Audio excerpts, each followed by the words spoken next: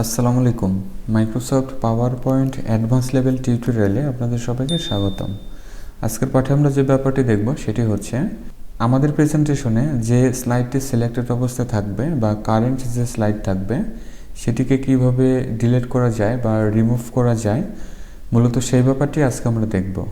চলুন তাহলে আজকের ভিডিওটি শুরু করা যাক।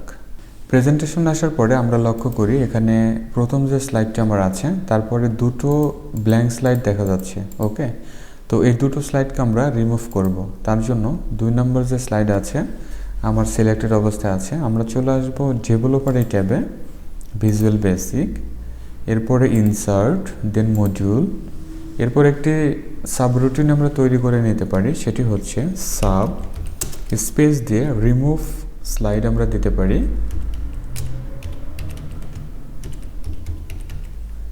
রিমুভ স্লাইড আমরা নিয়েছি, এরপরে ওপেনিং ক্লোজিং প্যারান্থেসিস দিয়ে নেই।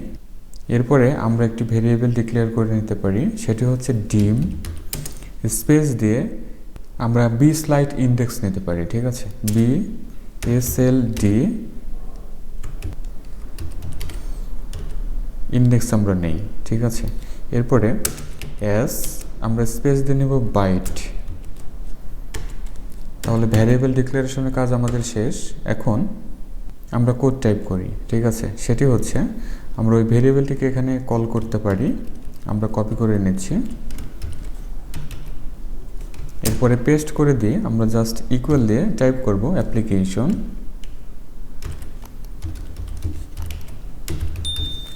ডট দিয়ে নিতে হবে অ্যাক্টিভ উইন্ডো। ঠিক আছে, তাহলে অ্যাক্টিভ উইন্ডো আমরা ইন্টেলিজেন্সে একেবারে লাস্টে পেয়ে যাচ্ছি। ট্যাবকের মাধ্যমে সেট করে নেব। ডট দিয়ে দেখাতে হবে ভিউ, তাহলে ভিউ আমরা পেয়ে যাচ্ছি। ডট দিয়ে দেখাতে হবে স্লাইড, তাহলে স্লাইড আমরা পেয়ে যাচ্ছি। এরপরে ডট দিয়ে দেখাতে হবে স্লাইড ইন্ডেক্স, স্লাইড ইন্ডেক্স। এবং আরেক লাইন কোড আমরা অ্যাড করতে পারি, সেটি হচ্ছে ডিলিটের জন্য দিতে পারি অ্যাক্টিভ প্রেজেন্টেশন। ডট দিয়ে দেখাতে হবে স্লাইডস, তাহলে স্লাইডস আমরা পেয়ে যাচ্ছি। সেট করে নিব। এরপরে আমরা ওপেনিং ক্লোজিং প্যারান্থেসিসের ভিতরে এখানে যে ভেরিয়েবলটি কপি করে নিয়েছি সেটা আমরা পেস্ট করে দেব। এরপরে বাইরে এসে ডট দিয়ে আমরা দেখাবো ডিলিট। ঠিক আছে, তাহলে ডিলিট কিন্তু আমরা পেয়ে যাচ্ছি। জাস্ট এতটুকুই হচ্ছে কোড।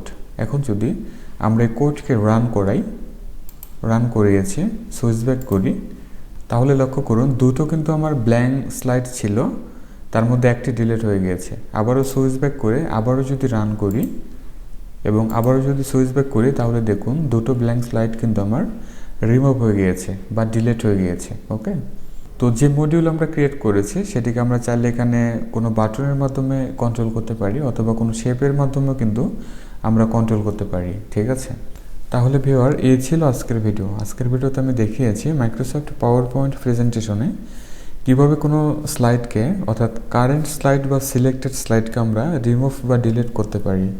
আই হোপ এটা আমাদের সবারই কাজে আসবে। আর ভিডিওটি ভালো লাগলে লাইক, কমেন্ট এবং শেয়ার করবেন। যারা চ্যানেলটিকে সাবস্ক্রাইব করতে পারেননি প্লিজ সাবস্ক্রাইব করে সাথেই থাকবেন। নতুন ভিডিওগুলো দেখার জন্য বেল বাটনটি প্রেস করে রাখতে হবে।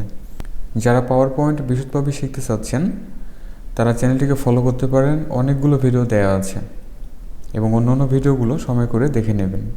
সবাই ভালো থাকুন, সুস্থ থাকুন। Thanks for watching.